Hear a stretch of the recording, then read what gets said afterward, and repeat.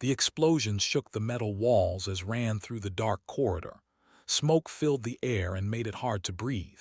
He could hear his team shouting through the radio in his ear, but the words broke apart with static. Something had gone wrong with the mission. They were supposed to get in, grab the prisoners, and get out. Now half the building was on fire and enemies were everywhere. Pressed his back against a wall and checked his weapon. He had maybe 30 rounds left. Not good. He needed to find his team and get to the landing zone. The ship would leave in 10 minutes with or without him. That was the rule. No one gets left behind, but the mission comes first. He moved forward carefully, his boots quiet on the metal floor. This place was a prison run by a race of bug-like aliens who raided human colonies and took people as slaves. Had seen what they did to prisoners. It made him sick. That was why he volunteered for this rescue mission. Someone had to help those people. The corridor opened into a larger room. Bodies lay on the ground, both human and, there had been a fight here, moved past them quickly. He did not like looking at the dead, but this was war. He had learned to keep moving. A sound made him stop. It was quiet, almost like a whimper, turned his head and listened. There it was again. It came from a side passage he almost missed.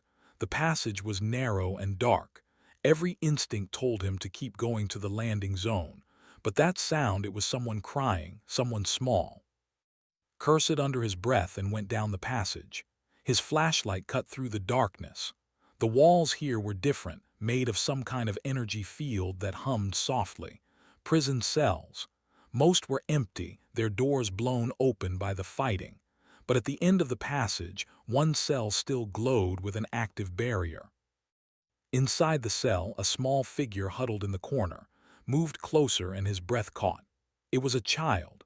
Not a human child, but a child nonetheless. She had silver skin that seemed to glow faintly in the dark. Her eyes were huge and violet, filled with tears. She wore torn clothing and had bruises on her thin arms. When she saw, she pressed herself further into the corner and made a scared sound. "Hey, it's okay," said softly. He lowered his weapon and held up his empty hand. "I'm not going to hurt you." The child did not understand his words, but his tone seemed to calm her a little. She watched him with those big violet eyes, looked at the control panel next to the cell. It was technology, all strange symbols and blinking lights. He did not know how to turn it off properly. He would have to blast it. "Cover your ears," he said to the child, making a gesture with his hands over his ears. She seemed to understand and covered her own ears, aimed his weapon at the control panel and fired 3 quick shots. The panel exploded in sparks and the energy barrier flickered and died. Rushed into the cell, the child was shaking. She looked up at him and he saw she was hurt worse than he thought. Blood seeped from a wound in her side. Those bastards had tortured a child. Anger burned in his chest, but he pushed it down. He needed to focus. "I'm getting you out of here," he said. He knelt down and slowly reached for her. The child flinched but did not pull away. When gently touched her shoulder, she surprised him by grabbing onto his tactical vest with small hands. She was so light when he picked her up. Too light. They had been starving her. The radio crackled in his ear. "Where the hell are you? We're at the landing zone. Ship leaves in 5 minutes. Press the radio button on his chest. "I'm coming." Had to make a detour. "You better run fast, brother. This whole place is coming down." Adjusted the child in his arms and started running. She buried her face against his chest and held on tight. He could feel her shaking. He moved back through the corridor, stepping over debris and bodies. Behind him, he heard a roaring sound. They had found him. 3 of them came around the corner, their insect bodies moving fast on multiple legs.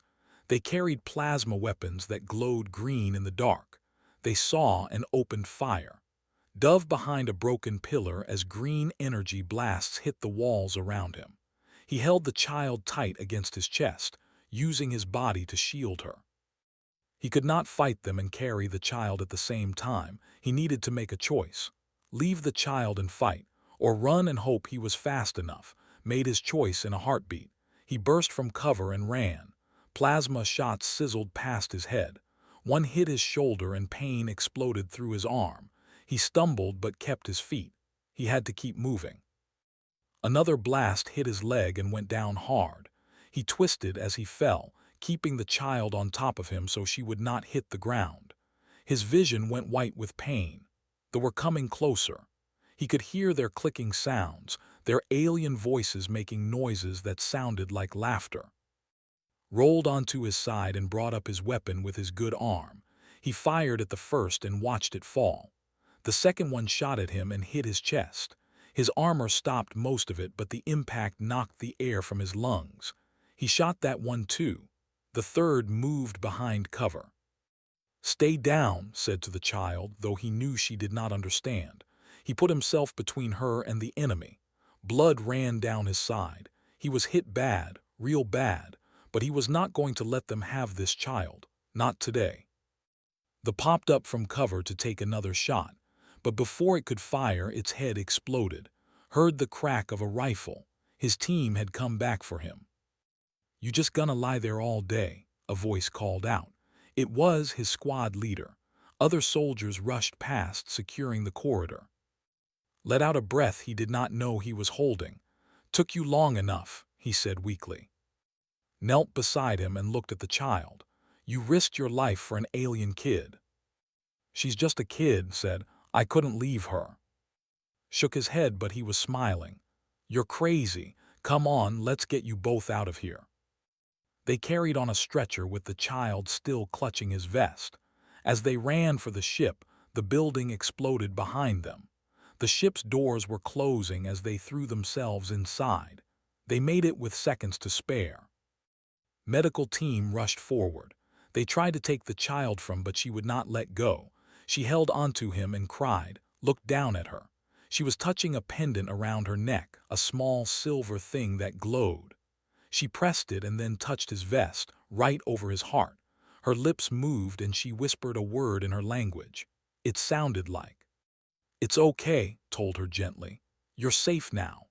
The child looked at him with those violet eyes one more time. Then the medics managed to pull her away. Watched them carry her toward the medical bay. Everything was getting dark around the edges. He heard someone shouting about his wounds. The last thing he saw before he passed out was those violet eyes, looking back at him with something that might have been trust. 15 years had changed everything. Stood in the docking bay of the massive alien ship and watched the diplomats prepare for the meeting. He was older now, his face marked with scars from 100 battles. He wore the uniform of a captain and carried the responsibility of keeping Earth's representatives safe. The young soldier who ran through burning corridors was gone. In his place stood someone harder, someone who had seen too much death. "Captain, they're ready for us," Ambassador said. She was a tall woman with gray in her hair and eyes that missed nothing. She had been doing this job for 20 years and had negotiated peace with a dozen alien races, but even she looked nervous today. "Yes, ma'am," said. He checked his sidearm out of habit. Not that it would do much good if things went wrong. They were on a ship, surrounded by the aliens' own guards. If they wanted them dead, they would be dead. But having a weapon made him feel better anyway. The Empire was one of the most powerful civilizations in known space. They had technology that made human ships look like toys. They had been around for thousands of years while humans were still learning to build rockets, and they had stayed away from Earth, ignoring every attempt at contact. Until now. 3 months ago, they sent a message. They wanted to talk. They wanted to discuss an alliance. Nobody knew why they changed their minds after all these years. The politicians back on Earth were excited and scared at the same time. This could change everything for humanity, or it could be a trap. That was why he was here. His job was to keep the ambassador alive and watch for danger. He had a team of 20 soldiers spread throughout the ship, all trying to look relaxed while being ready for anything. Did not trust this. It felt wrong. They never did anything without a reason. The doors to the conference chamber opened. The room was beautiful in a way that human buildings never were. The walls seemed to glow with their own light. The floor looked like polished crystal, and at the far end of the room, the delegation waited. Had seen pictures of but pictures did not do them justice. They were humanoid but clearly not human. Their skin had a silver tone that caught the light. Their eyes were large and tilted, colored in shades of violet and blue. They moved with a grace that seemed almost unnatural, and they were all watching the humans with intense curiosity. Ambassador led the way forward, followed 2 steps behind, his eyes scanning everything. They had their own guards, tall warriors in armor that shifted colors like oil on water. They looked at, and his team, the way wolves look at rival predators, stared back. He was not going to be intimidated on his first day. "Welcome to the Starlight Harmony," one of them said. She was older, with markings on her face that glowed faintly. "I am Council Speaker Myra. We are pleased to host this historic meeting." Ambassador bowed slightly. "Thank you for inviting us. Earth is honored to begin discussions with the Empire." They exchanged formal greetings in the way diplomats do, saying a lot of words that meant very little. Tuned it out and watched the room. His attention caught on one of the standing near the back of their group. She was younger than the others and wore robes that marked her as someone important, very important. She had the same silver skin and violet eyes as all her people, but there was something about her face that made look twice. The young woman was staring at him, not the casual glance of someone curious about the humans. She was staring directly at him with an intensity that made him uncomfortable. Her hand moved to touch a pendant at her throat, and her eyes went wide. Her lips parted slightly like she wanted to say something but stopped herself. Frown, did he know her? That was impossible. He had never met any before today, but something about those eyes felt familiar, really familiar. A memory tried to surface in his mind, but he could not quite grab it. "And may I present Princess Hera," Council Speaker Myra was saying. "First daughter of Empress and heir to the throne." The young woman in the back stepped forward. She was the princess. That explained the fancy robes. She moved with perfect grace and control, every inch the royal she was supposed to be. But when her eyes met again, he saw something crack in that control, just for a second, just long enough for him to see the person behind the mask. "Your Highness," Ambassador said with a deeper bow, "it is an honor to meet you." "The honor is mine, Ambassador," Princess said. Her voice was musical, the kind of voice you wanted to keep listening to. But there was something else under the words, an emotion could not name. "I have waited a long time for this meeting, for the chance to see humans again." The way she said it made instincts ping. There was meaning hidden in those words. But what? He watched the princess as the formal introductions continued. She greeted the other diplomats with perfect courtesy, but her eyes kept drifting back to, and every time she looked at him, her hand touched that pendant at her throat.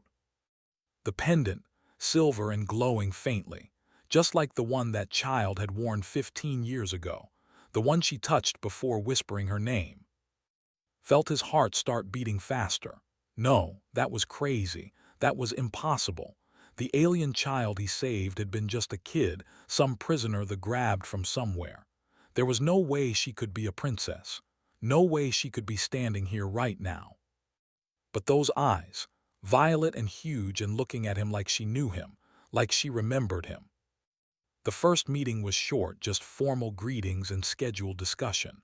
Ambassador seemed pleased. Things were going well. They were being polite and open.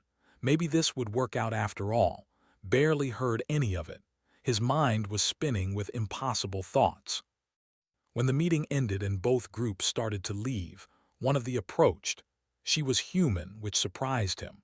A woman about his age with kind eyes. She wore style clothing and had a translator device on her collar.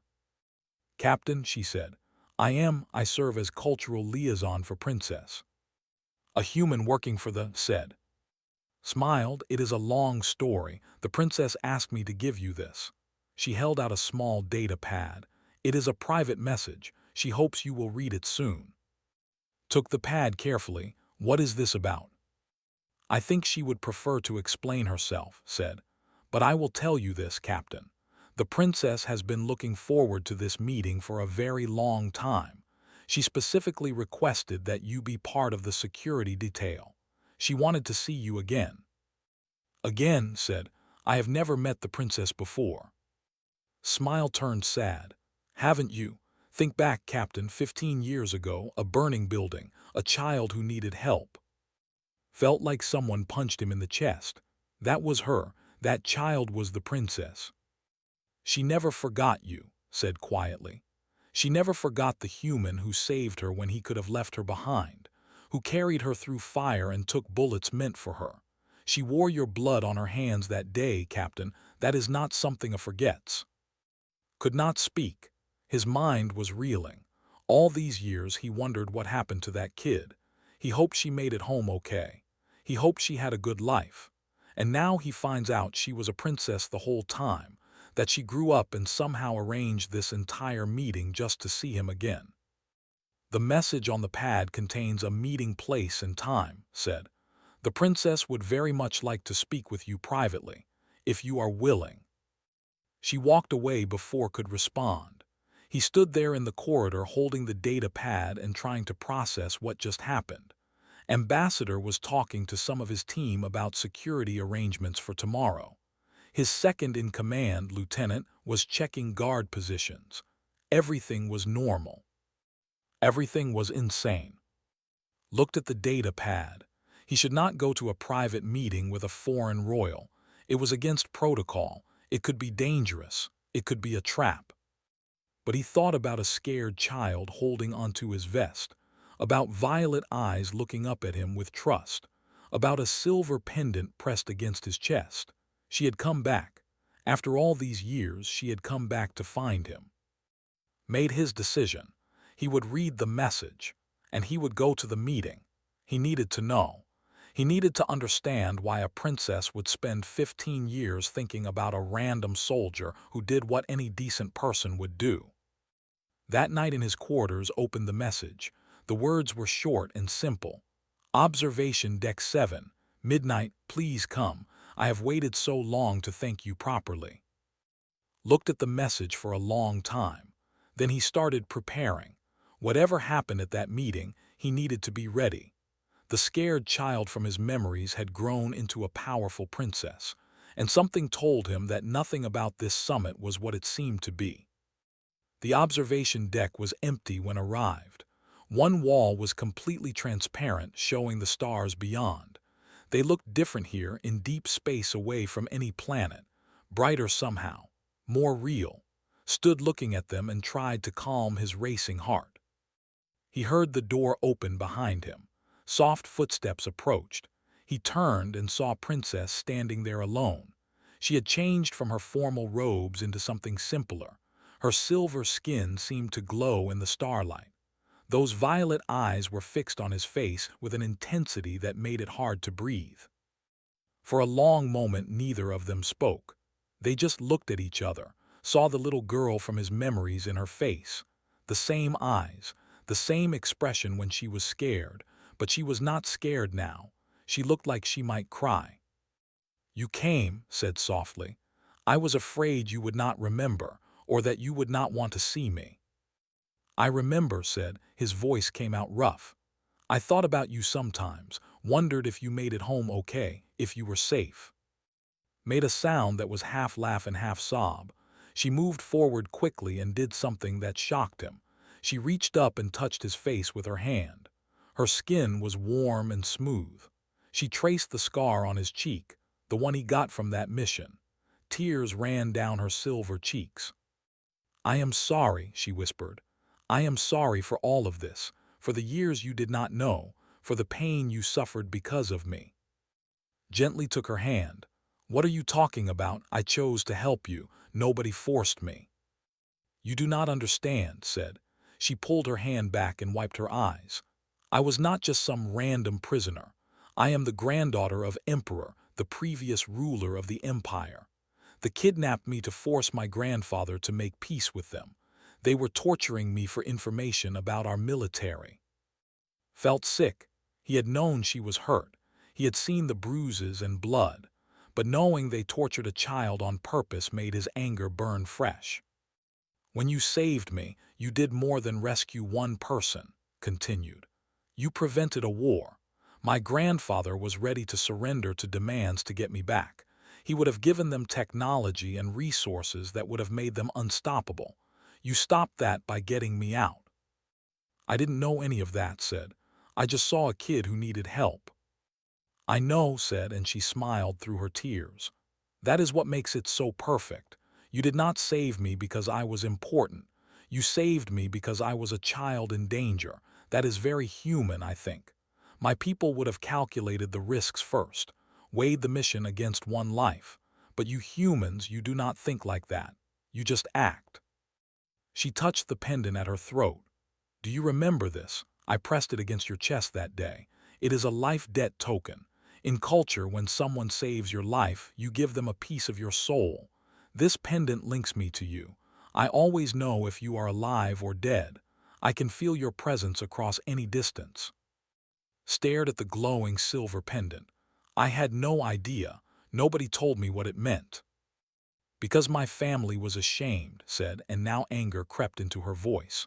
We owe humanity everything, but pride would not let them admit it. My grandfather ordered the truth sealed. Humans were told I was just another rescued prisoner. They paid your medical bills and classified the whole mission. Then they refused all contact with Earth. For 15 years, we pretended humans did not matter. She looked up at him with fierce determination. But I did not forget. I learned everything about your species. I studied your history, your languages, your culture. I learned about a soldier named who got medals for bravery, who kept fighting in other wars, who never stopped being the person who would not leave a child behind. Why, asked, why did you care so much? Because you gave me more than my life, said simply. You gave me hope. You showed me that kindness exists even in war, that some beings will do the right thing even when it costs them. You were wounded so badly because of me. You almost died, but you never let go. She stepped closer to him. I rose through the court with one goal, to become powerful enough to force contact with Earth, to bring our peoples together, to repay the debt my family refused to acknowledge. This summit is happening because I made it happen. I want our civilizations to be allies, and I wanted to see you again. Did not know what to say. This was too much. A princess had spent 15 years planning to meet him again, had changed the course of interstellar politics because of something he did without thinking. It felt impossible. I am just a soldier, he said. I am not special. Any of my team would have done the same thing. Perhaps, said, but you are the one who did it. You are the one who carried me when you could barely walk. You are the one whose heartbeat I listened to while I was so scared. You are the one I remember. An alarm suddenly blared through the ship. Red lights flashed. Combat instincts kicked in immediately. He grabbed and pulled her away from the transparent wall. Get down. The ship shook violently. Something hit the shields with massive force. The radio crackled to life. All security personnel, we are under attack. Battle group just dropped out of hyperspace. This is not a drill. Cursed, he looked at.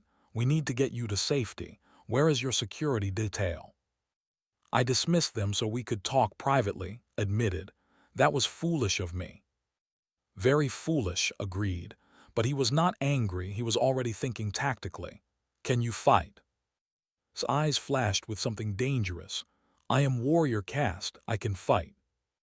Another explosion rocked the ship. The radio came alive with multiple voices all talking at once. The attack was serious. Multiple boarding parties, casualties reported, the wanted blood. They knew about the summit, said. This is an assassination attempt. They want to kill both our leaders before we can form an alliance. Then we stop them, said. She touched a panel on the wall and it opened to reveal weapons. She pulled out something that looked like a blade made of light. My people do not die easily. Drew his sidearm, neither do mine. They moved to the door together. When it opened, they found the corridor outside filled with smoke and sounds of fighting. saw one of his soldiers fighting 3 warriors. The soldier was losing, aimed and fired, dropping one of the bugs, moved beside him, her light blade cutting through another like it was paper. The third one turned to them and got a good look at its face. The hatred in those insect eyes was personal. The clicked and hissed something in its language. Did not need a translator to understand. It recognized the princess. It wanted revenge for what happened 15 years ago. They came for you, said. This whole attack is about you. Good, said coldly. Let them come. This time I can fight back.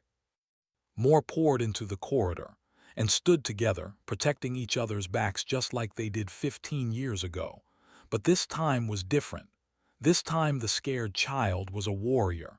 This time she was not running away. And as they fought, realized something. He had spent 15 years carrying the memory of those violet eyes, wondering if he made a difference, wondering if that one moment of choice mattered. Now he had his answer. That child had grown into someone who could change the galaxy, someone who refused to forget him, someone who fought beside him as an equal. They kept coming. The ship shook with more impacts. This was bad. This was very bad, but looked at fighting with grace and fury, and he smiled. They had survived worse. They would survive this too. Stay close, he told her. We are getting through this together. Together, agreed. And in her voice he heard the echo of that scared child's trust. The trust that said she believed he would keep her safe no matter what. The trust that had carried them both through fire once before. The battle was just beginning, but they were ready for it. The corridor was a nightmare of smoke, sparks, and bodies. Fired his weapon until it clicked empty, then grabbed a fallen rifle and kept shooting. Beside him, moved like a dancer, her light blade cutting through enemies with surgical precision. They had been fighting for 20 minutes and the bugs just kept coming. There are too many, shouted over the noise. We need to fall back to a defensible position. The central chamber, said, slicing through another. The diplomats are sheltering there. If we can reach them, we can coordinate a defense. They ran through the smoking corridors. Behind them, clicking sounds echoed as more gave chase. His radio crackled with reports from across the ship. It was chaos. The enemy had breached 12 different sections. Half his security team was wounded or dead. The guards were fighting hard, but they were being overwhelmed by sheer numbers. This is Captain, spoke into his radio. All units fall back to central chamber. We make our stand there. Copy that, Captain, Lieutenant's voice came back. We have Ambassador secured, but we lost the Senator. She did not make it. Felt the loss like a punch. Senator had been a good woman who fought hard for this peace. Now she was dead because they wanted to stop humans and from working together. The bugs had known exactly when and where to strike. Someone had leaked information about the summit. They reached the central chamber to find it barricaded. Human and soldiers worked together to pile up furniture and equipment, creating defensive positions. Wounded lay on the floor while medics worked on them. Ambassador stood in the center of it all, her face pale but determined. When she saw, relief flashed across her features. Captain, thank God, we thought you were dead. Not yet, ma'am, said, but we have big problems. They aren't just raiding. This is a full assault. They want to wipe out both our leaderships. Council Speaker Myra, the diplomat, joined them. She had blood on her robes and looked shaken. Our shields are failing. The battle group outside is pounding us with everything they have. We sent a distress call, but our fleet is hours away. Yours too. Then we need to hold for hours, said. She moved to stand beside, her weapon ready. The chamber can be defended if we are smart about it. Your Highness, you should be in the most protected area, Myra said. You are too valuable to risk. His eyes flashed with anger. I am a warrior, I fight. That is not negotiable. Respected that. Too many leaders hid while soldiers died for them, but was different. She had been a victim once and it had made her into someone who refused to hide. He understood that feeling. The doors to the chamber shook as something massive hit them from outside. heard the distinctive sound of a war form. Those were the biggest and meanest fighters the bugs had, heavily armored and armed with weapons that could punch through walls. One of those could kill a dozen soldiers before going down. "Everyone get ready," shouted. "War form incoming." The soldiers aimed their weapons at the door. The warriors activated energy shields. Everyone held their breath. The door exploded inward in a shower of metal. A huge monster pushed through, its armor plating gleaming, its weapons charging with green energy. "Fire!" commanded. The chamber erupted with weapons fire. Bullets and energy beams hit the warform from every angle, but its armor was too strong. The shots just bounced off or left small scars. The creature roared and fired its weapons. Green plasma blasts hit the barricades and exploded. Soldiers screamed as they were hit. The smell of burned flesh filled the air. Saw Lieutenant go down, clutching a wound in her shoulder. He wanted to help her, but he could not stop shooting. The war form was advancing into the chamber. If it reached the wounded, they were all dead. Suddenly ran forward, his heart seized with fear. No. But she was not being reckless. She was being brilliant. As the war form focused on her, closed her eyes. Her silver skin began to glow brighter. Felt something in the air like pressure building before a storm. The warriors gasped and several fell to their knees. "She is using psychic force," one of them said in awe. "Only the strongest can do that." The warform suddenly jerked and screamed. Its weapons sparked and died. Its movements became spastic and uncontrolled. Was inside its mind somehow, using her alien abilities to overload the creature's brain. Sweat ran down her face from the effort. Her body shook. "Shoot it," yelled, "while it is down." Everyone fired at once. Without its shields and armor properly working, the war form was vulnerable. Bullets and energy beams tore through it. The creature fell forward and crashed to the ground, dead. Collapsed, caught her before she hit the floor. She was breathing hard, her skin fever-hot to touch. "Did we get it?" she asked weakly. "We got it," said. "That was crazy brave and also crazy stupid." "Like someone else I know," said with a tired smile. "Someone who carried a child through enemy fire." A new voice crackled over the radio. "This is Commander Menu of Human Joint Forces. We received the distress call. Help is on the way, but we are still 3 hours out. Can you hold?" Looked around the chamber. They had lost almost a third of their fighters. Ammunition was running low. The ship was falling apart. 3 hours might as well be 3 days. But he had not given up 15 years ago, and he was not giving up now. "We can hold," he said into the radio. "Just get here fast." The next 2 hours were the longest of his life. They kept attacking in waves. Each time the defenders pushed them back, but each time they lost more people. The pile of dead grew. The wounded section of the chamber expanded. Medical supplies ran out. People started dying from injuries that could have been treated. Fought until his arms were numb from weapon recoil. He dragged wounded soldiers to safety. He shared his ammunition with others who ran out. He watched good people die and kept fighting because that was all he could do, and through it all fought beside him. They moved together like they had trained for years. He covered her weaknesses and she covered his. They were a team. During a brief lull in the fighting, found leaning against a wall, breathing hard. Blood ran from a cut on her arm. He moved to her side and started wrapping it with torn cloth. "You are wounded," he said. "So are you," she pointed out. He had at least 3 injuries he was ignoring. "We match." "Finish the bandage. Why did you really bring us together, humans, and it was not just about me, was it?" Looked at him with those violet eyes. "When you saved me, you showed me that aliens could be heroes, that different species could work together.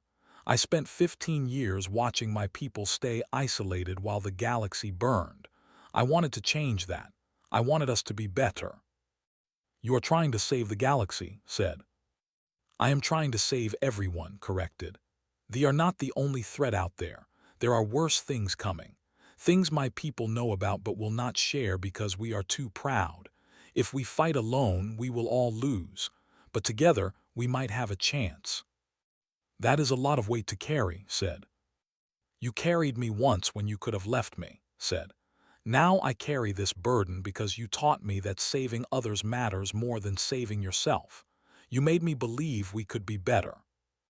Before could respond, the alarm sounded again. Another attack was coming, but this time it was different. They were not attacking the chamber. They were heading to the ship's reactor core. "They are going to blow the ship," one of the engineers said in horror. "If they overload the reactor, we all die." Ambassador looked at, "Can we stop them?" Thought quickly. Someone would have to reach the reactor before they did. Or if they were already there, someone would have to fight them and stop the overload. It was suicide mission. The radiation near the core would kill anyone who went there. "I will go," said. "Not alone you won't," said immediately. "We go together." "Your Highness, you cannot," Council Speaker Myra protested. "You are too important." "She is right," said. "I am important, which is why I am the only one who can do this. Royalty have healing abilities. I can protect us from the radiation long enough to complete the mission." She looked at, "But I need you with me. I cannot fight and use healing at the same time. I need someone I trust to protect me, someone who will not leave me behind no matter what." Knew it was insane, knew he should argue, but he looked at those violet eyes and saw the same trust from 15 years ago. She was asking him to save her again. How could he say no? "Let's do it," he said. They gathered what weapons and equipment they could carry. Lieutenant tried to come with them despite her wound, but ordered her to stay and defend the chamber. If they failed, the survivors would need every fighter they had left. As they left the chamber, Took's hand. Her skin was warm despite everything. "Whatever happens, thank you. Thank you for saving me twice." "We are not dead yet," said. "Save the thanks for when we survive this." They ran toward the reactor core together, ready to face whatever came next. The corridors leading to the reactor core were hell. Radiation warnings flashed red on every wall. Bodies of crew lay where they fell, killed by the assault teams that pushed deep into the ship and moved quickly but carefully. They could not afford to be caught by surprise. They found the first team 2 levels above the reactor. 6 bugs working on a door panel trying to override the security locks. They did not see the 2 warriors until it was too late, and hit them fast and hard. No mercy, no hesitation. The bugs died without getting off a single shot. "Good work," said, checking their weapons. He grabbed a plasma rifle. It was heavy but powerful. "How are you holding up?" "I am fine," said, but could see she was tired. Using psychic abilities like she did took energy, and she would need every bit of strength she had left for what came next. They reached the reactor level to find the massive door blown open.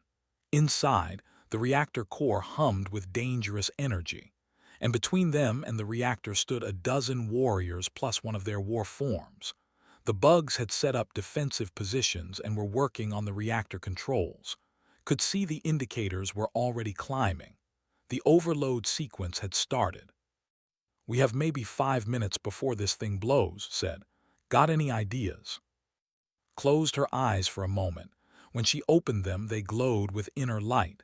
"I create a distraction. You get to the controls and stop the overload. Can you do it?" "Maybe," said honestly, "if you can keep them busy long enough." "Then we do it," said. She squeezed his hand once, then let go and stepped into the reactor chamber. They saw her immediately. They recognized the princess and their clicking sounds became excited. They wanted her dead.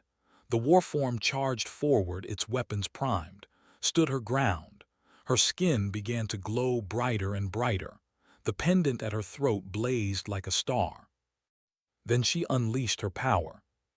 Had seen her use psychic force before, but that was nothing compared to this. A wave of invisible energy exploded from, hitting them like a physical blow. The smaller bugs flew backward and slammed into walls. The warform stumbled but stayed on its feet. screamed with effort, her body shaking as she channeled power that should have killed her. Did not waste the opening. He ran along the edge of the chamber, using the confusion to get past the plasma shots sizzled past his head, but he did not stop. He reached the reactor controls and looked at the alien interface. He had no idea how technology worked, but he had 3 minutes to figure it out or they all died. Behind him, he heard fighting.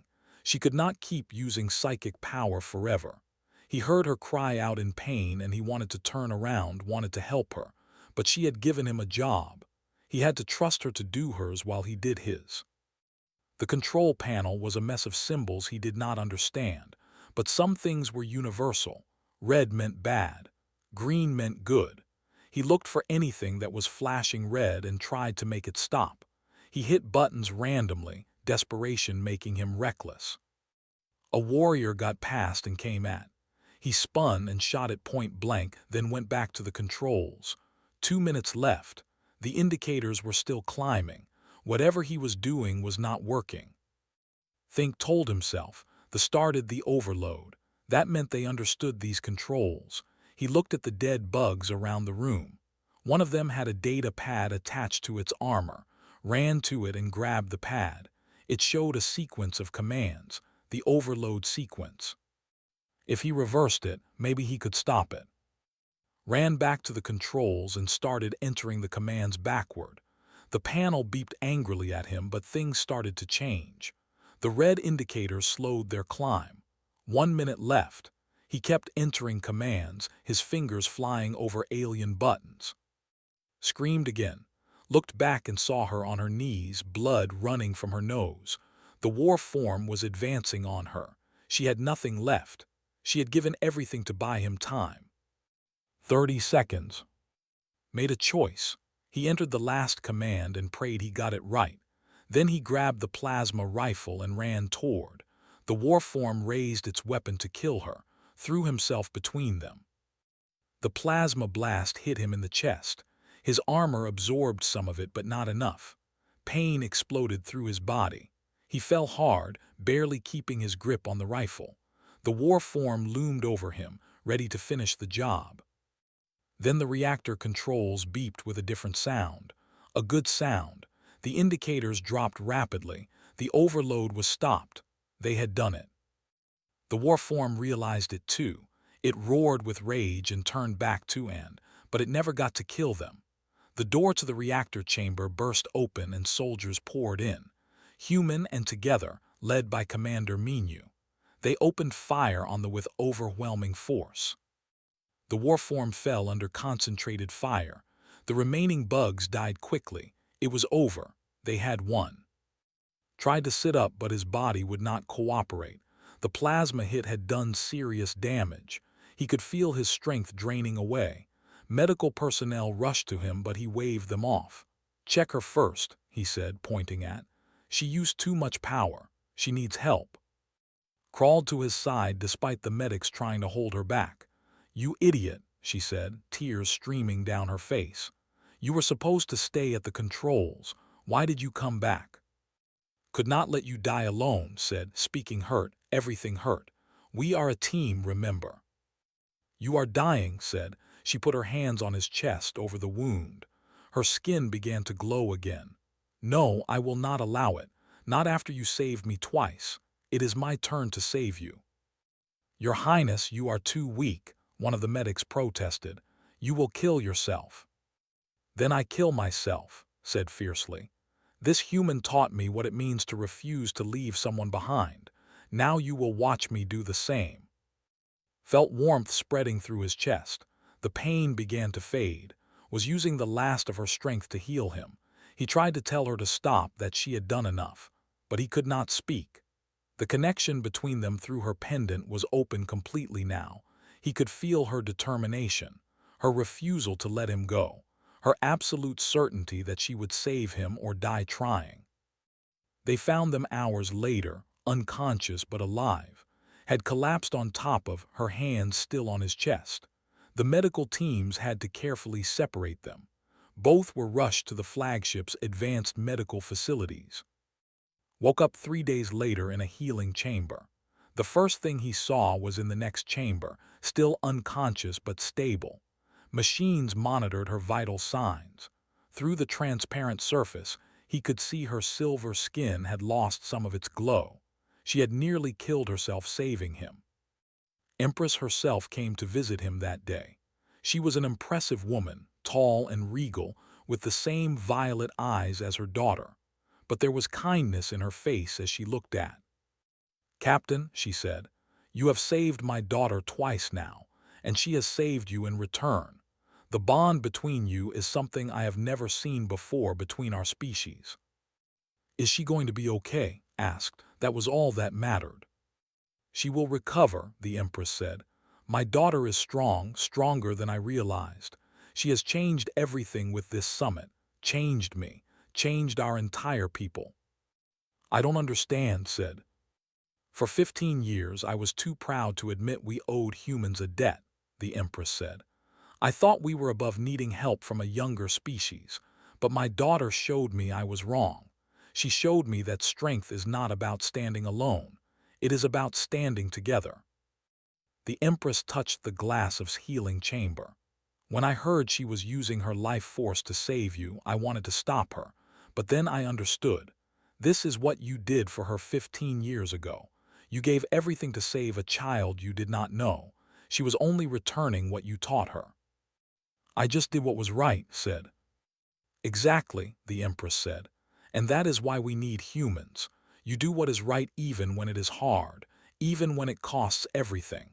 My people have forgotten how to do that. We have become cautious and cold. But you and my daughter together, you remind us what we could be." Over the next weeks, as both and recovered, the galaxy learned what happened at the summit. The attack had failed. Both human and leadership survived. And more importantly, they had fought together and bled together. That meant something. The alliance treaty was signed aboard the flagship. Ambassador and Empress put their marks on the document that would change the future of both civilizations. A joint military command was established. Technology sharing programs began. Cultural exchanges were planned. They had tried to stop humans and from working together. Instead, they had created a bond stronger than anyone expected. The ceremony to honor the defenders of the summit was held in the great hall of the flagship. Stood in his dress uniform, still recovering but able to walk. He watched as names were read and medals given. So many had died, but their sacrifice meant something. It meant a future where humans and fought side by side against the darkness. Then Empress called him forward, walked to stand before her, confused about what was happening. Stood beside her mother, looking beautiful in her ceremonial robes. She smiled at him. "Captain," the Empress said in a voice that carried through the hall, "you have saved my daughter's life twice. You have proven yourself a warrior of honor and courage. You have shown my people what it means to put others before yourself. Therefore, I grant you the title of, which means sole guardian in our language. This is the highest honor a royal can give to a non. It means you are family to us. It means you will always have a place among our people." Did not know what to say. He had never expected anything like this. He just did what any decent person would do. But looking at his face, seeing her pride and joy, he understood. This was her doing.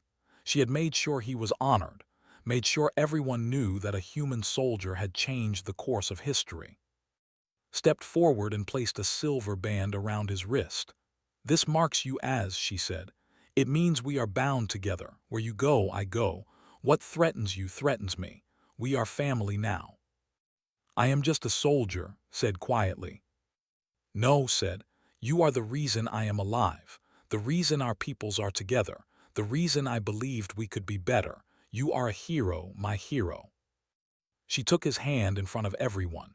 It was a simple gesture, but it meant everything. The human and the princess, the soldier and the heir, two people from different worlds who found each other in the chaos of war and refused to let go. The ceremony ended with celebration. Humans and mingled freely now, no longer strangers but allies, stood with on a balcony overlooking the flagship's observation deck. Stars stretched endlessly before them. "What happens now?" asked. Now we build something new, said. A galaxy where humans and stand together, where we face the darkness side by side, where no one has to be afraid because they know they are not alone. That is a good dream, said. It is more than a dream, said. You taught me that one person can make a difference, that one choice can change everything. You chose to save a scared child 15 years ago. Now look at what that choice became. She leaned against him, her head on his shoulder. Thank you for not leaving me behind. Thank you for showing me what humans are capable of. Thank you for being my friend. Always, said. He meant it. Whatever came next, whatever threats they faced, they would face them together. The human and the princess. The soldier who could not leave a child behind and the child who grew up to change the galaxy. Behind them, the Alliance fleet began to assemble, human and ships moving in formation. A new era was beginning, and it started because one soldier made one choice in a burning building 15 years ago. Sometimes the smallest acts of kindness create the biggest changes. Understood that now. And as he stood with looking at the stars, he knew that their story was just beginning.